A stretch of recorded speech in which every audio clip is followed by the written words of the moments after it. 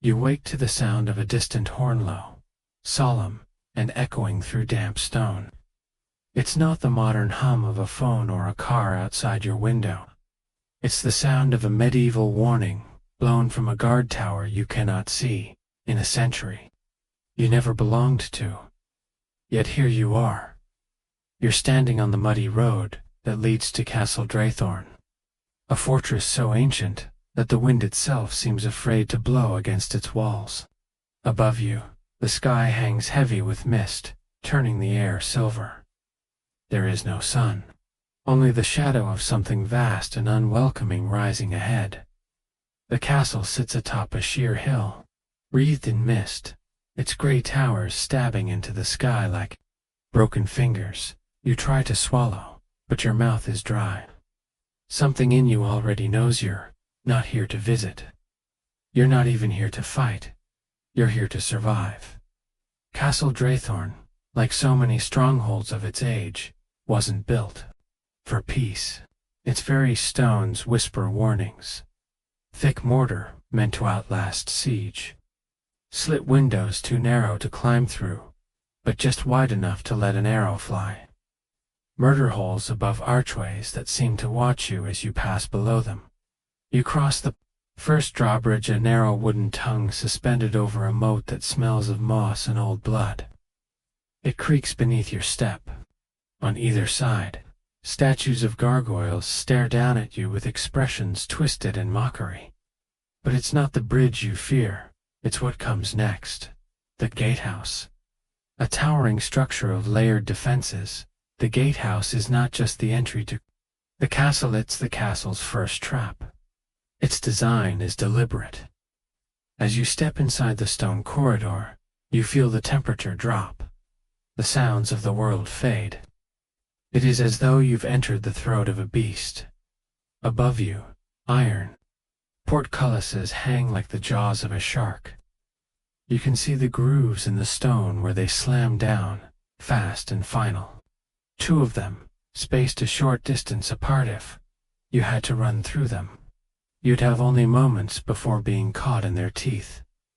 The corridor narrows, and you notice small square holes in the ceiling. Murder holes. At any moment, defenders could drop boiling water, hot sand, or flaming pitch through them. There's no shelter, no place to hide. The very architecture was designed to make you feel hunted, and it's working. But you keep walking, beyond the gatehouse.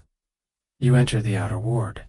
It's deceptively opener, wide expanse of packed dirt surrounded by curtain walls. You might think, for a moment, that it's a place to gather, to breathe. You'd be wrong. This courtyard is a killing ground, if you were an invader. Archers from the walls would shoot down at you from all angles. There are no trees, no cover, just open sky and death. You pause to rest at a water trough, only to notice the green tint of algae in the water. Even here, in a place meant to be safe for its own people, disease lurks, and worse than disease, mistrust, as you pass servants, hauling sacks of grain and guards muttering beneath their breath. You sense it. Everyone here is watching everyone else. Castles were not cozy homes. They were fortresses of fear, even from within. Children played near dung heaps. Women cooked in kitchens with ceilings blackened by soot, the air thick with smoke and rats. Nobles kept to their towers. Servants never looked up. No one spoke freely. Secrets festered behind stone walls. Eventually, you are summoned to the keep, the towering heart of the castle. It rises like a judgment, shadowed and angular. The air smells of old wood and damp linen. You climb the stairs slowly, each one worn by the feet of the long dead. There is no railing, just a spiral that tightens as it rises. But you notice something curious. The spiral turns clockwise. That's not by accident. Defenders, running down the stairs, right-handed with swords drawn wood, have the inner wall at their side, giving them space to swing. Attackers coming up would be trapped with their sword arms crowded. against the stone. Even the stairs are trying to kill you. At the top, you're led into a chamber dimly lit by a fire.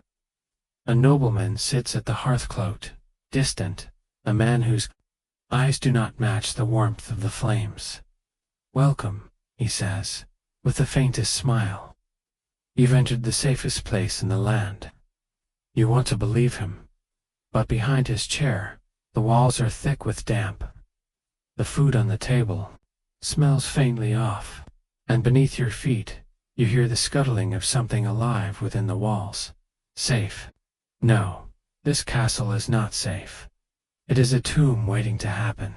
Outside, the horn sounds again.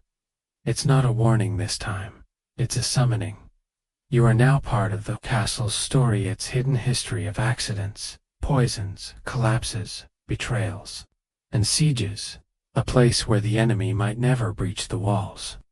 But death does not need to knock. It already lives here. The castle breathes. Not literally, of course, but as you lie awake on your straw-stuffed cot, tucked inside a cramped servant's chamber beneath the kitchens, you feel it. The groan of timber overhead, the slow shifting creak of iron hinges. In the dark, somewhere, wind hisses through a crack in the stone. The keep is alive not with warmth or mercy, but with pressure.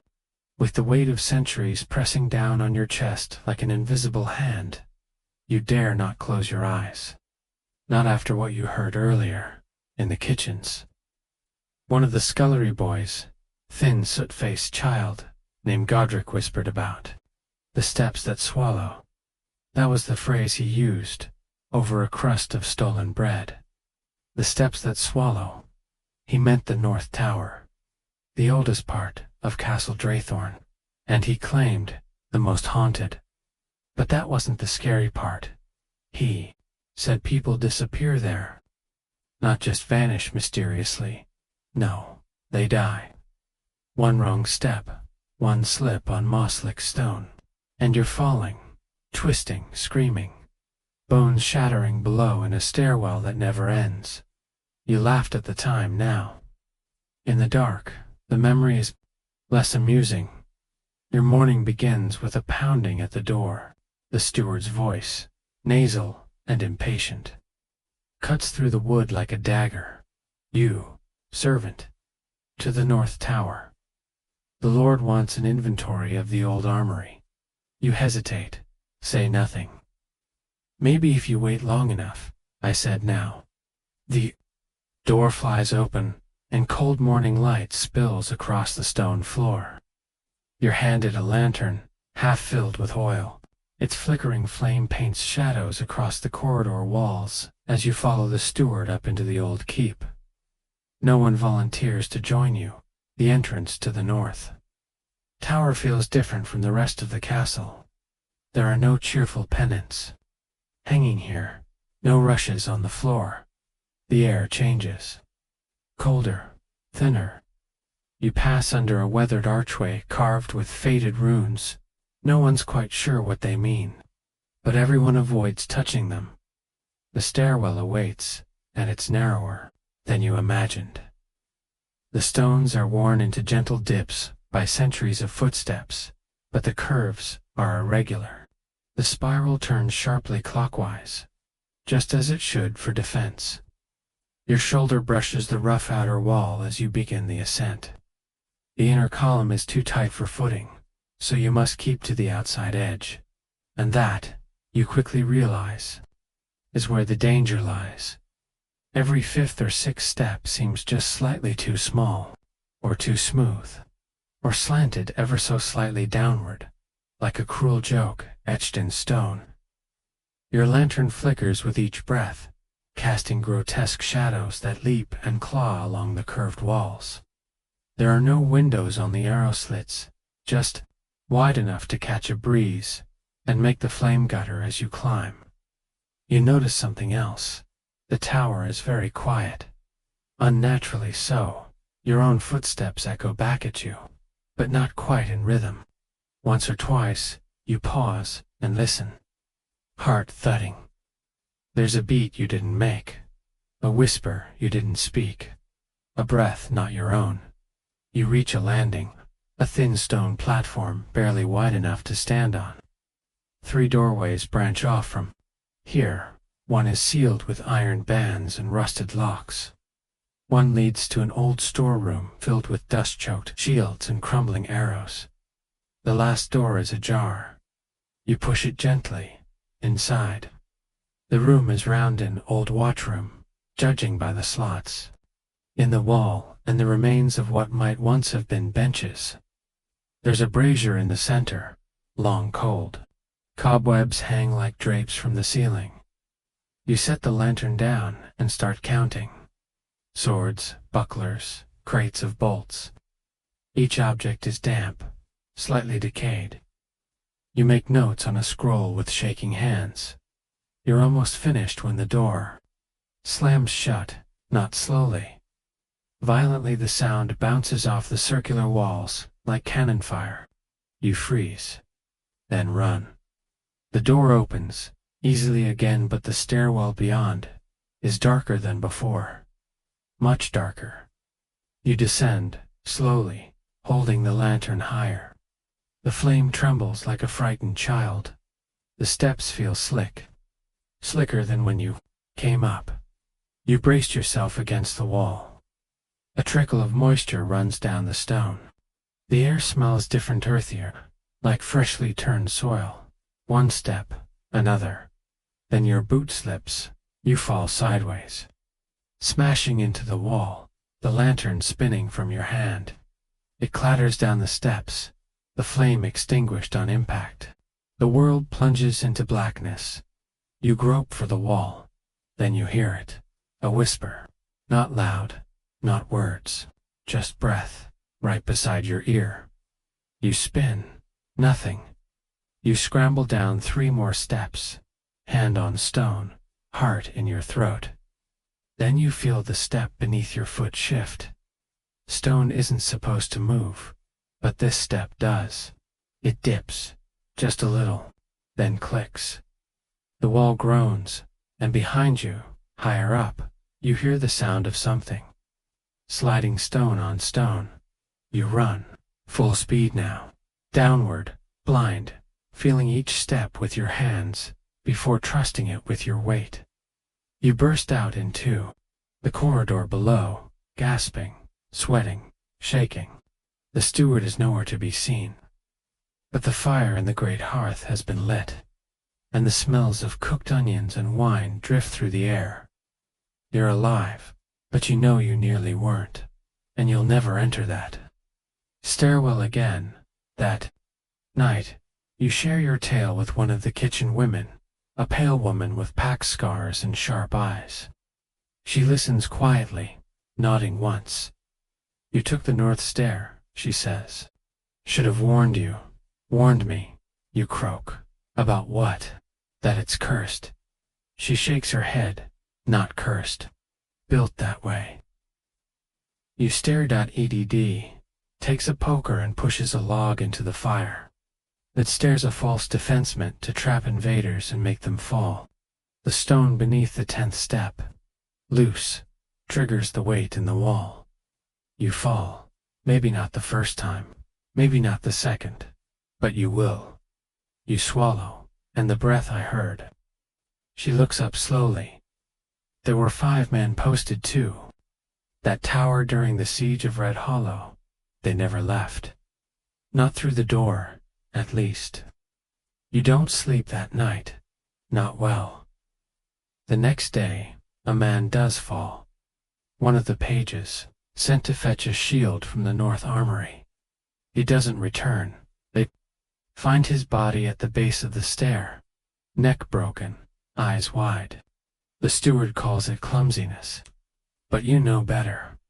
And now the castle knows you know. Because later, in the corridor near the buttery, you find a message scrawled in charcoal on the wall. 3 words. Don't trust stone. You wipe it away. Before anyone sees. But the words stay with you. Burned into your thoughts. Later that week, a visitor arrives. A knight young, confident, golden-haired, and arrogant. Sir Moral of Brightmere, they call him. He struts through the hall like a rooster, dismissing the warnings of the servants. He declares loudly that no castle can frighten him, that stone is solid, and ghosts are stories for frightened children. That night, he takes the North Stair for a dare, and he doesn't come back. Not all of him, anyway. They find his helm, his sword, his hand, but the rest, lost. Like so many others, you stay far from the North Tower after that. So does everyone else. The steward boards up the entry, but you know it won't help. Castle Draythorn doesn't need a key to kill. It just needs you to climb the wrong step. You've begun to understand something. This castle isn't just dangerous because of what it was. It's dangerous because of what it remembers. Stone doesn't forget. Every accident, every scream, every betrayal is carved into the mortar between the blocks. The walls of Castle Draythorn are saturated with centuries of secret sand now. You are starting to hear them whisper. But no part of the castle whispers quite so softly or so chillingly as the East Guest Wing. It is a beautiful lie. Compared to the rest of the keep, the East Wing is lavish. Tall, mullioned windows cast filtered light across faded tapestries. Fireplaces are carved with griffins and hounds. The beds have canopies, the floors creak less, and there are mirrors a rarity anywhere in a fortress built for survival, not comfort. It's where honored guests were once housed. It's also where no one sleeps twice. You learn this from Mistress Hedra, the castle laundress. She's been here longer than anyone still breathing. One evening, as you're helping fold steaming linens beside the kitchen fire, she leans over and mutters, "If they put you in the East Wing, don't unpack." You blink. Why not? She glances around. The other servants are ignoring her, perhaps pretending not to listen. Hedra continues, "It breathes wrong. That wing looks fine, smells fine. But the air," she taps her nose, "is dead. You sleep there. You don't sleep." You press her for details. She doesn't answer, just folds a sheet, and adds, "Ask the night steward, if he'll tell you." The next day you do.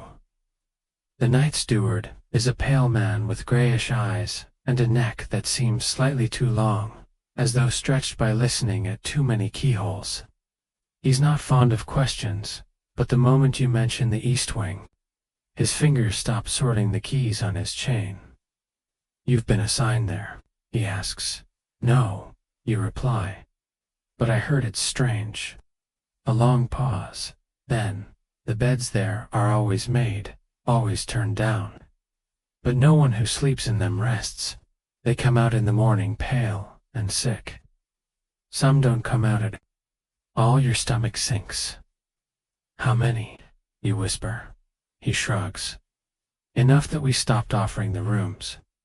But then one night, it happens. An envoy arrives from a minor barony 2 counties away. He arrives late, soaked from rain, irritated, demanding quarters. The steward, too proud to admit the main wing is full, assigns him the best room in the East Wing. You and 2 others are sent to prepare it. The sheets smell faintly of lavender, which surprises you. The air is cool, clean, almost too clean. You catch a strange stillness in your lungs as you fluff the pillows, like the room doesn't want your breath inside it. The envoy, Lord Braith, is in a sour mood when he arrives. He throws his boots near the hearth and curses about weak wine. His manservant unpacks quickly. They don't even notice the way the candle flames pull inward, not outward, inward, as though the air itself is breathing them in. By morning, Lord Braith is dead. His manservant finds him cold, his skin waxy. No wounds, no poison, just eyes wide open, mouth slightly parted, as though he died mid-sentence. There's no sign of a struggle. No sign of anything at all, just silence, and the faintest scent of lavender. After that, the east wing is locked. Mistress Hedra makes the sign of the cross. The steward says it was a stroke. But when you pass that hallway the next day, you notice the door to Lord Braith's chamber is slightly open. You peer inside. Nothing has changed, except the air. It's heavier now, like it's waiting for you, EDF. The great hall of Castle Draythorn is magnificent in the fading afternoon light. Vast tapestries of hunts and battles drape the walls. Iron sconces line the stone, each fitted with a torch that casts a flickering glow across the high-vaulted ceiling. The long feasting tables, though worn, are beautifully carved. Candles drip slowly into trays of cooled wax. Everything looks just as it should in a nobleman's hall. Grand, timeless, unshakable. But you've learned better by now.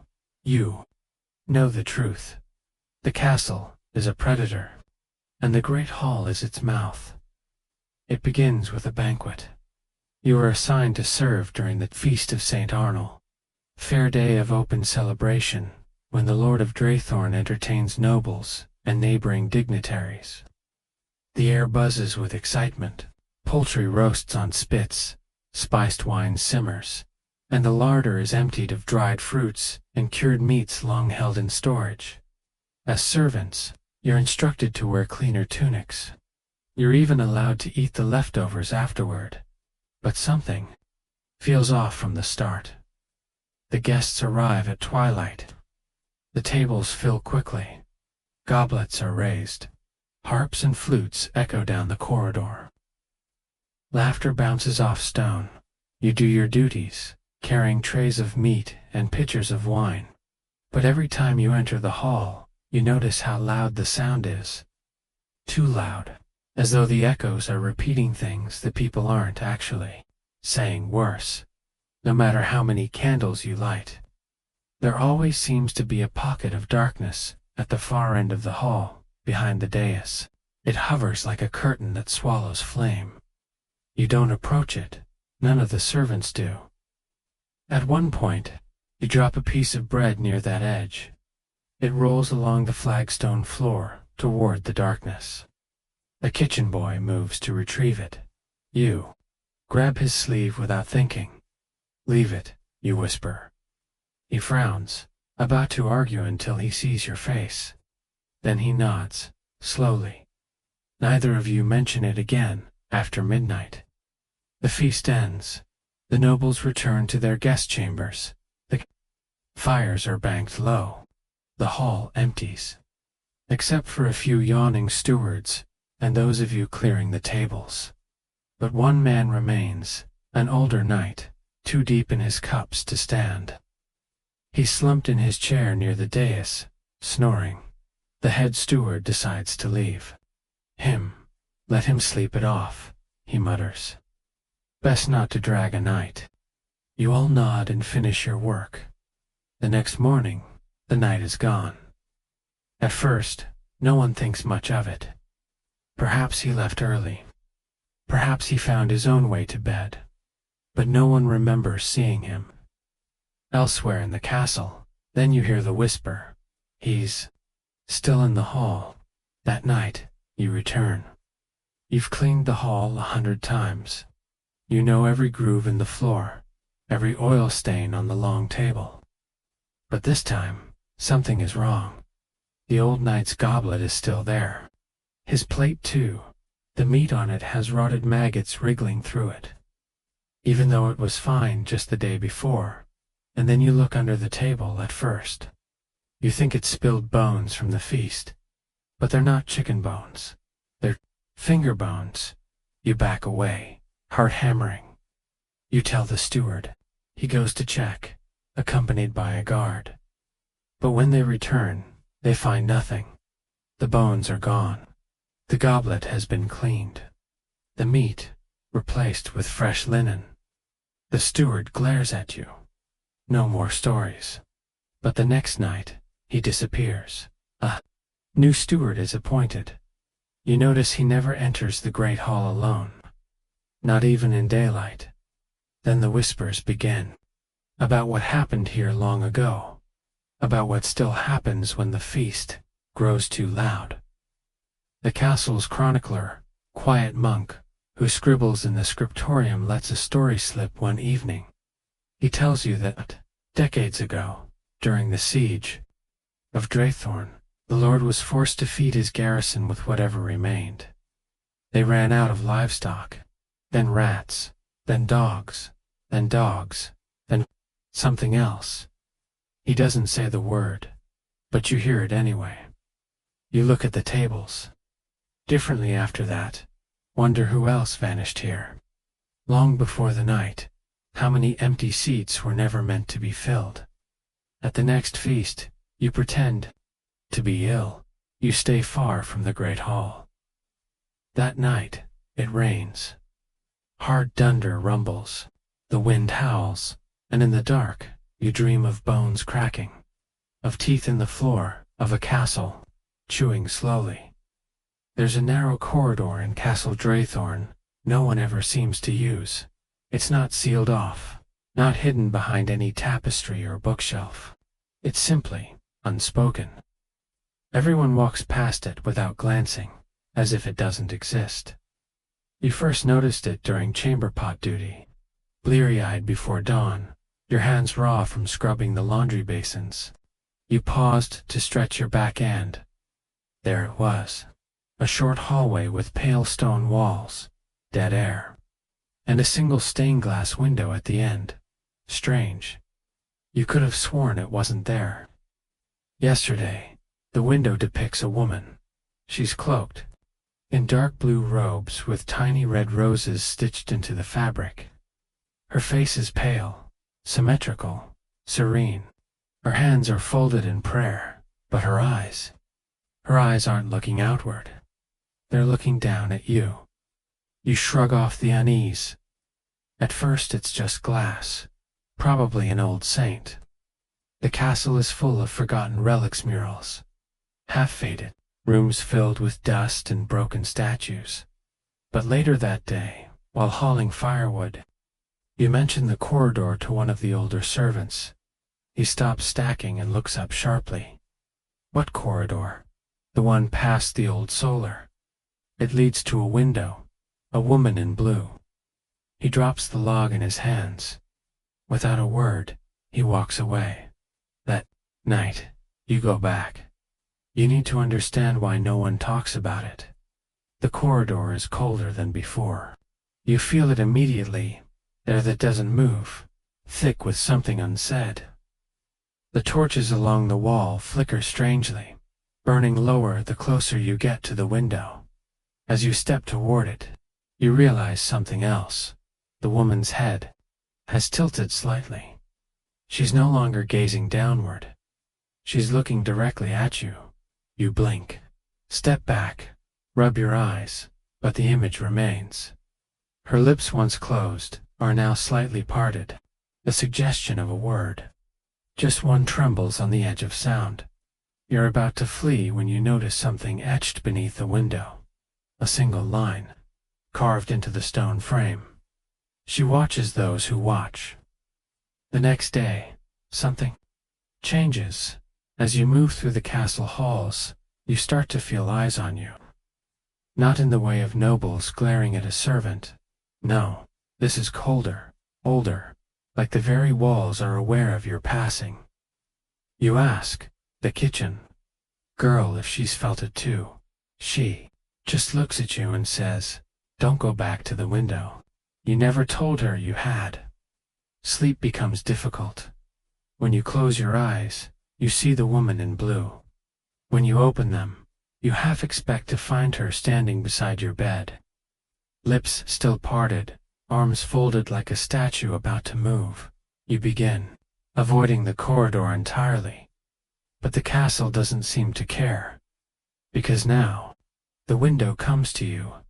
It appears in reflections, in the puddle near the stables. You catch a glimpse of blue silk and pressed hands behind your own distorted face. in the polished brass of a candle holder. Her eyes blink once, then disappear.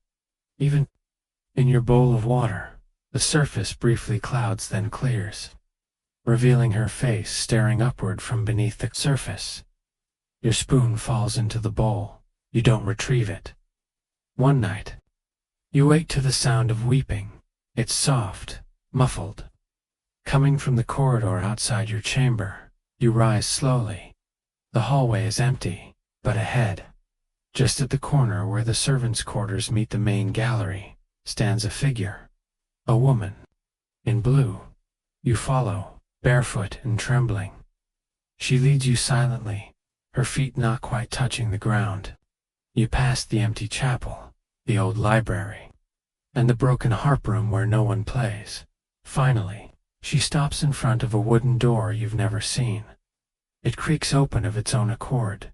Inside, nothing but stairs. Descending, you hesitate but follow. The steps are smooth stone, worn in the center by centuries of passage. The air grows colder with every step. There are no torches, and yet a faint glow lights your way. At the bottom, a room windowless, but lit, and at its center, a mirror. She stands beside it now, hands still folded. Her lips finally part, but no sound escapes. She raises one finger, points to the mirror. You approach. Shivering, your own reflection greets you at first, pale, wide, dash-eyed, but slowly. The image shifts, your face remains, but behind you appears a second reflection, another version of the woman in blue, except this one isn't serene. She's screaming. You whirl around. The real woman is gone. Only silence. You run back up the stairs, through twisting halls, heart thundering. When you reach your chamber, the mirror on your wall is cracked down the center, and behind it, just for a second, you see blue silk vanishing into shadow. You start to notice the stains. At first, it's easy to dismiss them, dark splotches on old stone, shadows cast by candlelight. But the more you look, the more they appear. Beneath stairwells, in the joints between wall blocks, along the edges of the fireplace in the east hall. They look like water damage, but they're not. They're too dark, too thick. And when you press a cloth to one and try to clean it, the stain doesn't fade. It spreads. You ask Mistress Hedra about them one afternoon. She's peeling onions in the kitchen, her eyes watery, her voice flat. "There's blood in this place," she says simply. "In the floors, in the beams, between the stones. That's why it stands so long, why it never falls." You wait, hoping she'll say more. She doesn't. A week later, the masons arrive. There's been a collapse in the north, towersome crumbling in the parapets. You're assigned to carry water to the stoneworkers as they patch the damage. One of them, a man with thick arms and blackened nails, calls you over. "Look here," he says, pointing to a section of exposed wall. The stones are perfectly shaped, set with eerie precision.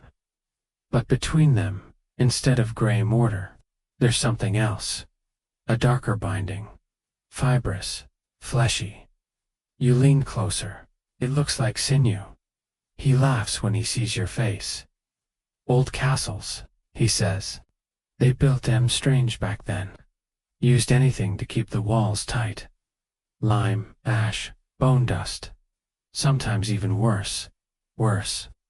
He wipes sweat from his brow. "They're stories," he mutters, "of human binding. Blood mixed into mortar. Sacrifice buried under the first stone. Keeps the walls from falling." You try to laugh, too, but it sticks in your throat. That night, you have the dream.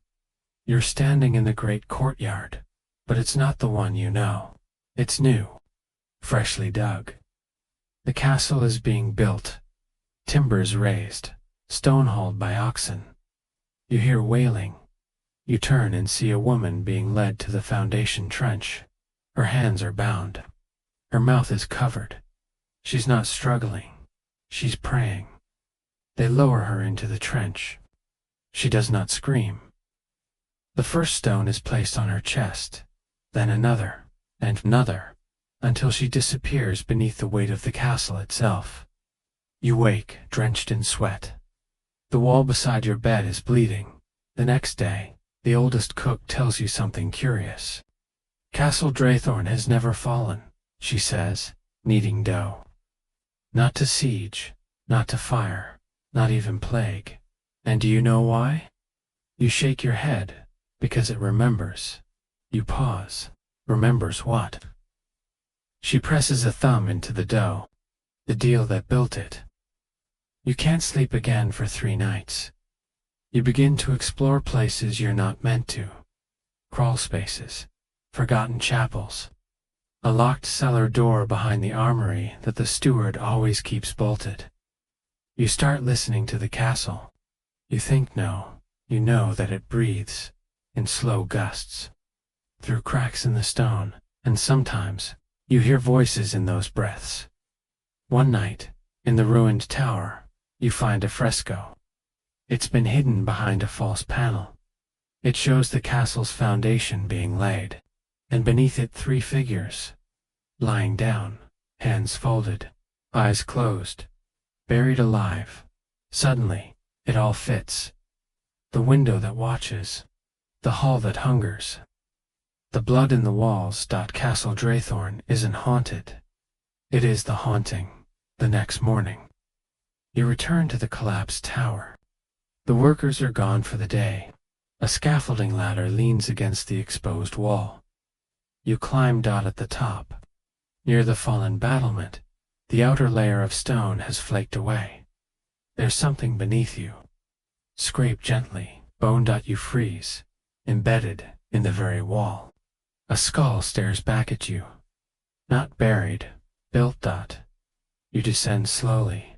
Behind you, the bones remain silent, but you feel them watching, not with hatred, not with fear, with longing, as if they're waiting for you to join them back in your chamber. You stare at the stones around you. You imagine the stories trapped inside. The blood in the mortar. The lungs that once breathed the air you now breathe. And you realize something simple, terrible, and true. The castle was never a building. It's a body, and you're inside it. There's a tower you're told never to enter. But that's the thing, it has no door. Not on the ground floor. Not anywhere you can see. No staircase winds up to it. No hallway leads inside. From the courtyard, it rises like a monolith square, silent and sealed. Moss clings to the stone like old skin, and ivy has begun to pull at its corners, as though the castle itself is trying to reclaim it. Everyone calls it the Blind Tower. No one explains why. They just say, "Don't stare too long." You first hear the story during repairs on the chapel roof. The carpenter spits over the ledge, eyes flicking toward the tower. "It wasn't always blind," he says. "What do you mean?" "There used to be a door." He doesn't elaborate. You prod him later that evening, over shared soup in the servants' quarters. He leans close. "They sealed it up 100 years ago, maybe more." Something inside was heard knocking. After that, you can't help but be drawn to it. At night, while others sleep, you sit in the upper gallery and watch it. The tower never changes. No light, no sound. Just that same hunched profile, blacker than the sky behind it. But sometimes, just sometimes, you see movement in the arrow slit near the top. A flicker, a shape, too fast to catch, too slow to be imagined. You find an old map. In the steward's study, buried beneath tax records and grain tallies, it shows the full layout of Castle Draythorn Outer Ward, stables, gatehouse, and all. There's the Blind Tower, clearly labeled, and right next to it, marked in faded ink, the Chapel of Severance. You've never seen any chapel there, but now you're sure. Something was removed. Something was hidden. A few nights later, a thunderstorm blows in. The castle shakes. Wind howls through the arrow slits. Shutters rattle like bones in a box. Lightning cracks the sky. And you see it, just for a moment. The tower's wall is split, a jagged vertical line down its center. And at the base of door, you race down the stairs. Barefoot and soaked, slipping as you go. The wind tears at your clothes. Rain lashes your face. You reach the tower's base, heart thundering. Nothing, just smooth, silent stone. No crack, no door. Only cold, and the faint sound of breathing the next day. You seek out the oldest person in the castle, Brother Merrick, the infirmary keeper. He's nearly blind and rarely speaks. But when you mention the tower, he stiffens. The Tower of Severance, he whispers. It was sealed in the year of 13 stars. After the incident. What incident? His lips tremble. They opened it. You wait. He lifts a trembling hand and places it over his heart. Some doors are not meant to be opened from either side. Later that evening, the steward calls all servants to the chapel. One of the younger kitchen boys has vanished. No one knows when no one saw him leave. No note, no trail, no pack, just gone. But you remember seeing him, watching the blind tower, 3 nights ago, the same way you've been watching. His eyes wide, his face pale. Drawn to it, like a moth to a dying flame. The next night, you do not sleep. You wait by the window with a candle, watching the tower's outline in the mist.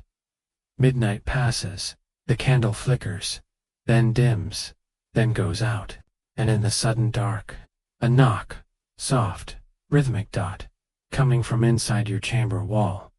The one that faces the tower. You press your ear to the stone, nothing you. Lean back, another knock, closer. Inside the stone. You leave the room in silence. The castle is silent as a grave. You make your way outside again, to the tower's base. Something's different. There's a draft, a whisper of cold air. Curling from the base of the wall, you pressed your hand to the stone. Your fingers sink through. It isn't stone at all, it's illusion, or memory, or both. You step through, and the stone reforms behind you. Inside, everything is still. No dust, no cobwebs, no age, just a stone stair, spiraling upward. Impossibly clean, lit by torches you didn't light. You begin to climb, each step echoes strangely, as though time itself holds its breath. You pass no windows, only arrow slit sealed. From the inside at the top is a small room, circular, bare, a single stool, and sitting on it the kitchen. Boy, he turns slowly. His eyes are open wide, but there are no pupils, only a perfect, endless black. His mouth opens, but his voice is not his own. It is watching from within. Then he vanishes. You're alone except you're not. Something else is in the room now, behind you, breathing. You do not turn. You cannot. Instead, you begin to descend, faster and faster. The stairs behind you vanish as you go, until you step out into the open air. Just as the sun begins to rise, you look back. The tower is sealed again. Stone, smooth and silent. But you feel it now, the presence within, waiting and beneath the skin of the wall a heartbeat. You wake to the smell of roasted meat, spiced, sweet and thick in the air like smoke. Your stomach growls. You haven't eaten since yesterday's black bread and onion broth. But the scent doesn't come from the kitchens. It's coming from beneath the floor, specifically from the hall of stone teeth. That's what the others call it, eh? Banqueting room, carved deep in the central keep. It hasn't been used in decades. Not since the old lord choked to death on a pheasant bone there during the harvest feast. After that, the steward ordered the doors shut. The room was never reopened. The servants said it was cursed. Now the doors are ajar. You descend alone. The stone stairs leading down are steep and slick with damp. Moss clings to the walls. Every step echoes like you're being followed. When you reach the landing, the scent hits you full force. Not just meat now, bread, stew, spiced wine, apples roasted with cloves. It's impossible you know that. The kitchens are cold and empty this morning. No fires lit, no pots bubbling, but still it smells like a feast, a royal one. You push the heavy doors open. Inside is warm, almost unnaturally so. Candlelight flickers from iron sconces. The table 20 feet long, oak and bone-trimmed is set. Silver plates, golden goblets, pewter bowls, and food. So much food. Venison soaked in wine, glazed turnips, breads of every kind. Some still steaming. You approach. Half in dream, the air shimmers. Your hunger claws at you. A single seat at the far end is pulled back, waiting. You sit. You shouldn't, but you do. The chair groans beneath you, older than time. Its arms are carved with snarling beasts. You lift a goblet heavy with some dark red liquid and sip.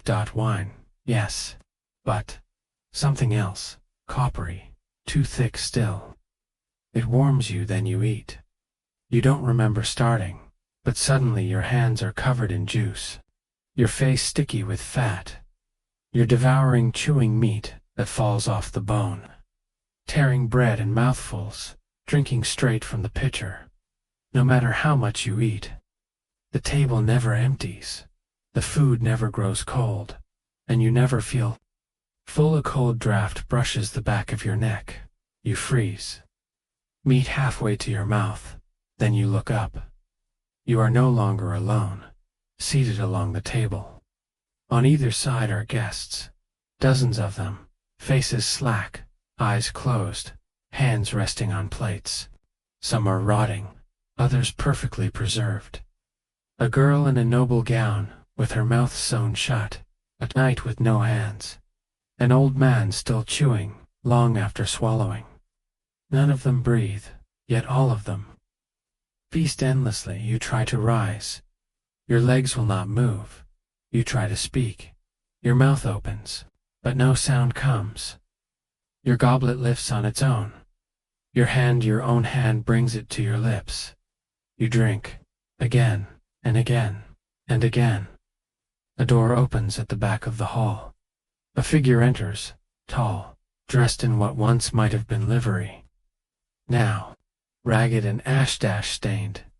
He carries a silver tray, on each a single-covered dish. He walks down the table.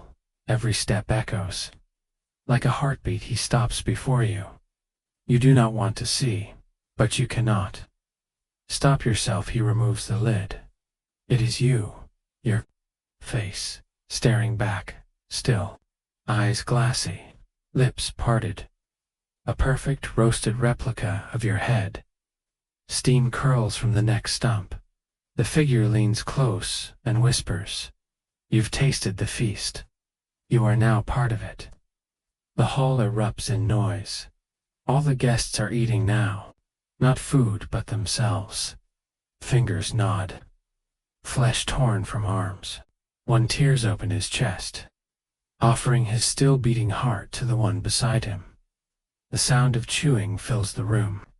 Like thunder, the wine runs down the table like blood, and your own jaw begins to move again. You scream. It makes no sound, and then silence. You are standing outside the hall of stone, teeth empty-handed.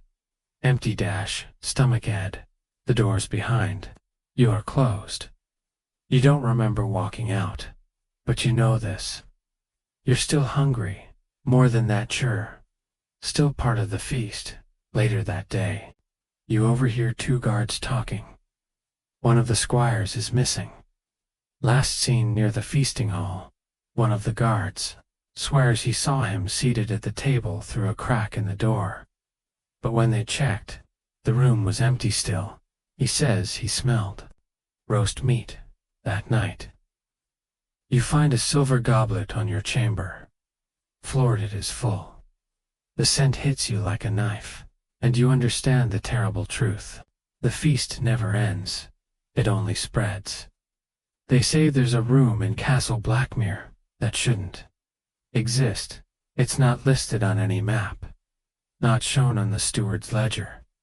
The masons deny building it, and yet everyone has seen it once. Just once. It appears when you're alone. Usually late. Usually when you're tired, or sick, or thinking of death. And always, always, at the end of a hallway that wasn't there before. You hear about it first from the laundry maid. She's pale, hands always trembling. One morning she doesn't show up for work. The next day she's back but changed, quieter, eyes sunken, jumps at every noise. You find her alone near the courtyard, hanging linens that aren't hers. You ask what happened. She whispers, "I opened the door." "What door?" She doesn't answer, just mutters, "It moved again." That night you find the hallway you weren't looking. You'd gone to fetch oil from the armory, and noticed the light was wrong. The corridor near the south tower seems longer, much longer. You walk it.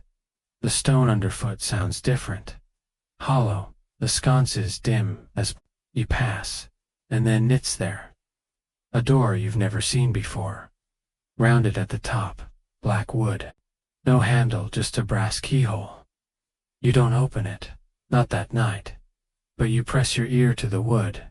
You hear music, faint, slow, like a lullaby played on broken strings, and beneath that breathing, not one breath, dozens, hundreds, all shallow, all waiting the next day. The hallway is gone. You walk the entire south wing twice. No long corridor, no strange door, just stone, and shadow, and silence.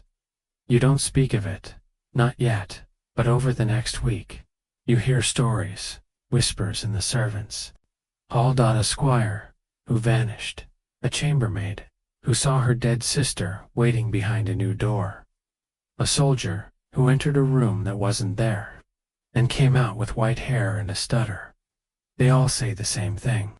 The room moves, and it only comes for you when you're almost gone. You fall sick 3 nights.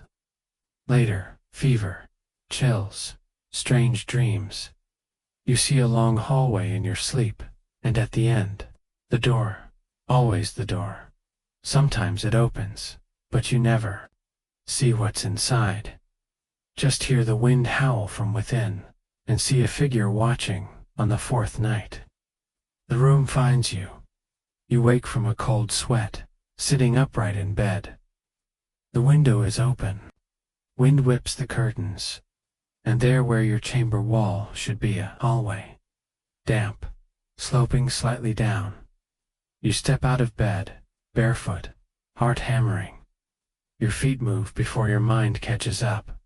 The candle in your hand flares, then dims, and the hallway pulls you forward. The door is waiting.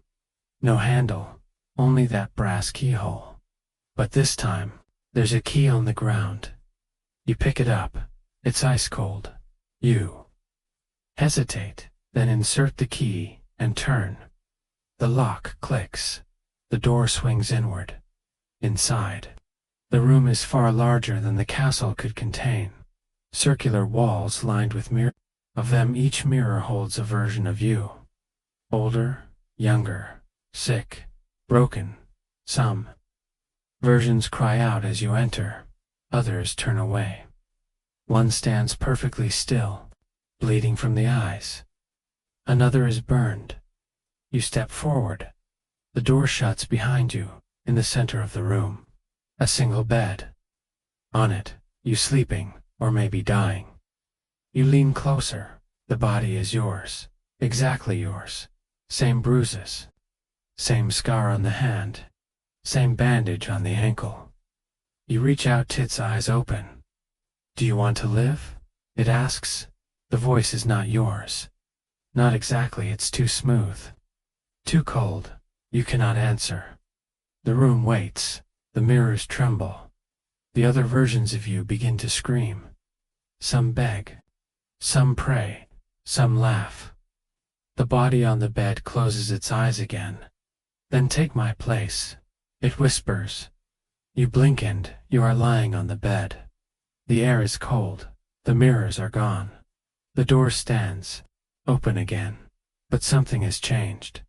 Your limbs are heavy. Your breath is shallow. You stand, but the body that rises is not quite yours. The skin feels wrong. The joints ache in new ways. You look down. Your hands are not your own. They are smoother or older or neither. You exit the room. The door swings shut behind you. You turn, but the hallway is gone. Your own bed is gone. Instead, you're back in the servants' dormitory, asleep, or at least your body is. You see it now, curled in your blanket. Breathing, SHALLOWLY. Alive, but not moving. And you realize you left something behind, or someone. The next day, no one notices anything wrong. They speak to you as if you're the same. But when you look into the mirror, the reflection is slightly delayed, and sometimes it smiles when you don't. The room that moves has moved again, but it always returns for those who are nearly gone, for those who stare too long at their own reflection, for those who don't know whether they want to live or not, and when it does, there's always a bed waiting, and a version of you inside. You first hear it when you're sweeping the west corridor. A whisper, not loud, not urgent, just present. It comes from the north-facing wall between two arrow slits, near the place where the mortar has begun to flake. You freeze. The wind outside is dead still, but the whisper persists, soft, steady, rhythmic, like breath being drawn through stone. You step closer, and the whisper stops. Later that evening, in the servants' hall, you mention it. A scullery maid gasps. An older guard mutters a prayer under his breath. You heard the wall. Someone asks. You nod. The room goes quiet. The steward clears his throat, says only, "Stay out of the west wing at night." And that's the end of that. Naturally you return at midnight, lantern in hand. The castle is asleep. Only your footsteps echo. The west corridor is colder than the rest. Of the castle you can see your breath. The wall waits, cracked, damp, old, enough to remember wars long forgotten. You place your palm against it. Nothing. Then dash heat. A heartbeat. Not yours. And then the whisper begins again. This time, you understand it. Words, but not spoken aloud. They rise from the stone, pressing against your mind like memories that aren't yours. They left me. They bricked me in. The wall is not just a wall, it is a tomb. The next morning, you ask the castle mason about that stretch of corridor. He goes pale. That part of the keep was sealed up centuries ago, he says, during the rebellion. You ask what rebellion. He won't say. Only mutters. Some things are better buried. But the wall isn't buried. Not anymore. It speaks again the next night. You sit across from it now, lantern dimmed, listening. The voice is clearer. Female, young, frightened, they said. I lied. I only saw what I saw. You lean in closer.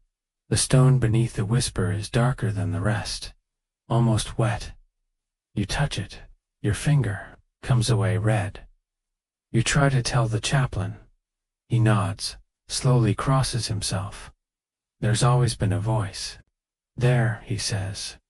He tells you the story. Her name was Elira, a lady in waiting to the Baroness.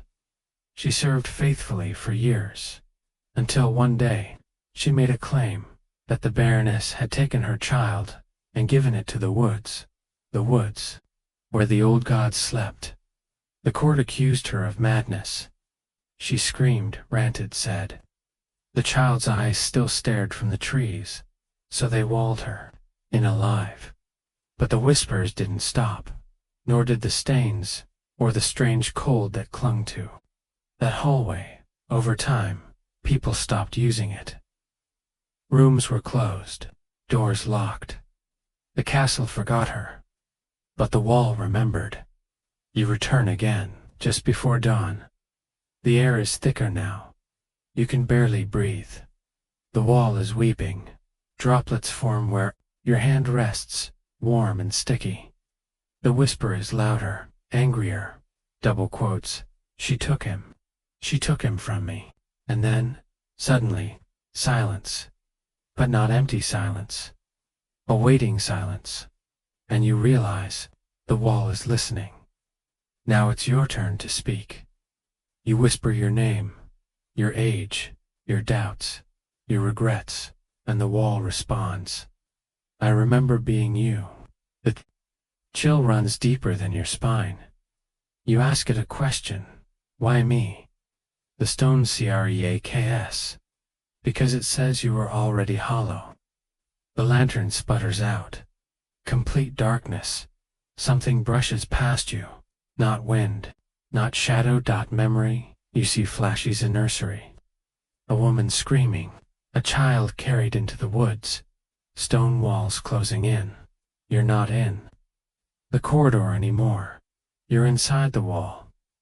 Inside her. You wake up in your own bed, sweating, but something is wrong. Your boots are muddy, and your hands are stained red.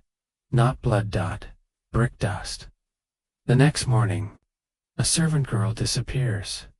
Her room is untouched, except for a smear of crimson across her pillow, and a stone key left on her table.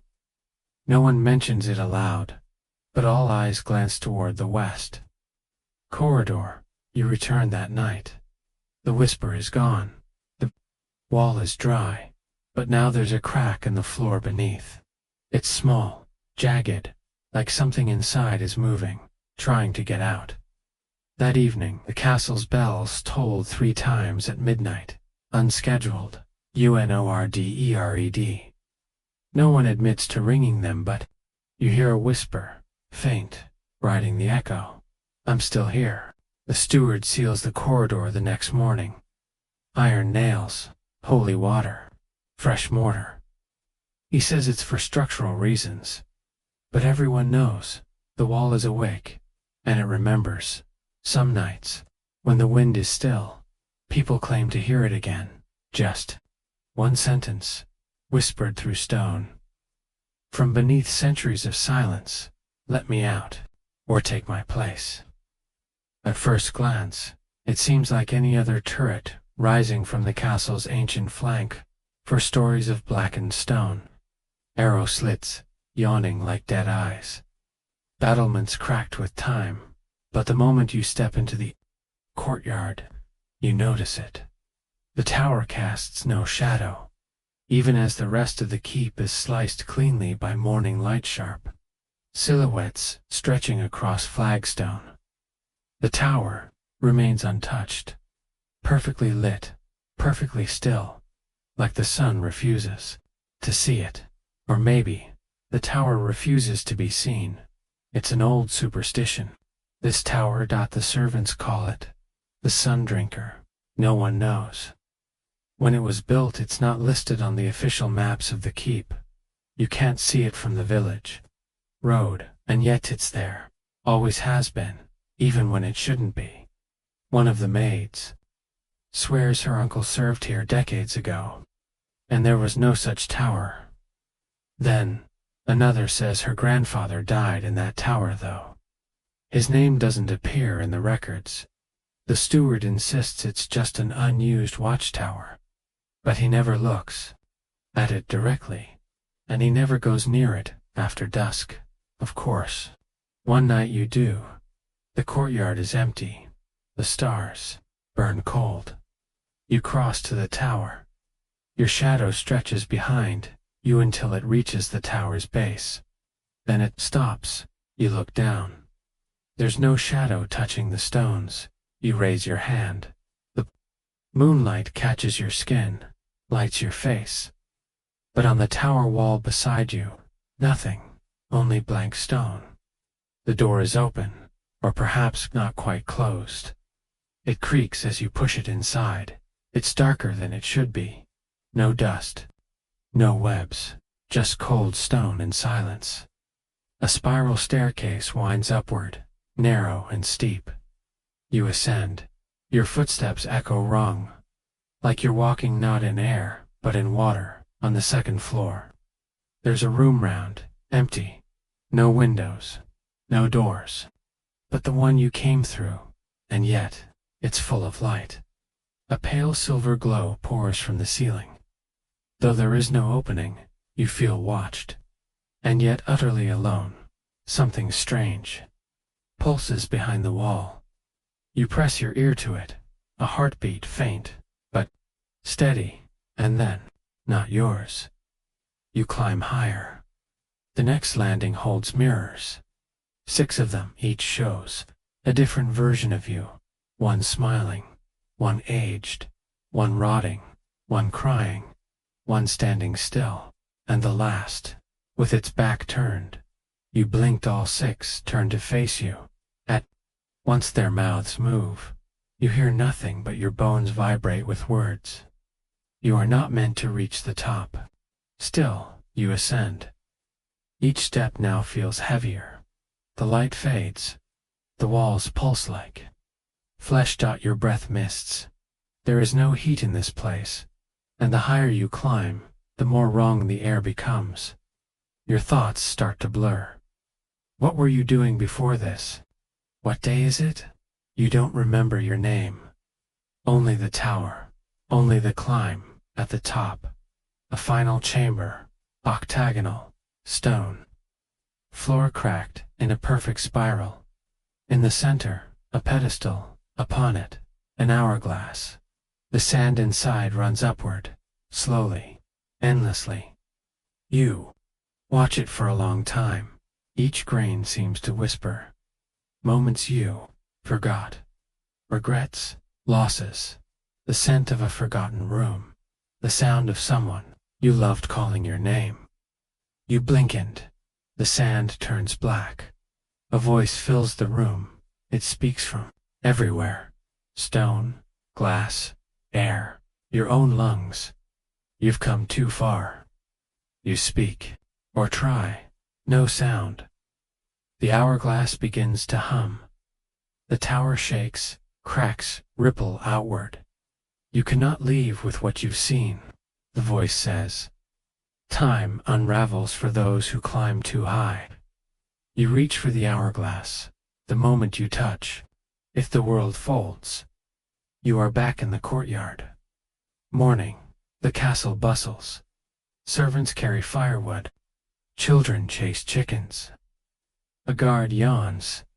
The tower is still there. No one is looking at it, not even you. You try to remember what you saw, but already, it's fading. You reach into your pocket. They're grains of black sand, still warm, still whispering that night. You try to tell the scribe what happened. He listens, nods, scribbles nothing, then hands you a page. It's blank, except for a small note at the bottom, in a hand not yours. If you return to the tower, you will forget even this. Later, while washing, you catch your reflection in the basin, for just a moment. Your eyes are filled with falling sand. The basin cracks. You start forgetting things. Which hallway leads where? Which name belongs to whom? Why you came to this castle. In the first place, the tower watches and waits. You feel it when you sleep. The hourglass still turning, time running up, or maybe running out some nights, others climb it. They don't return the same. They forget their pasts. Their faces shift. One girl aged 10 years in a week. A stable hand swears it's always been his job to polish the glass stairs, though no such stairs exist, and the steward. He still won't speak of it, but he limps now, and avoids mirrors. You pass the tower daily now. It casts no shadow, just an ache, a question in the pit of your memory. What did I lose up there? And more terrifying still, what did I bring down?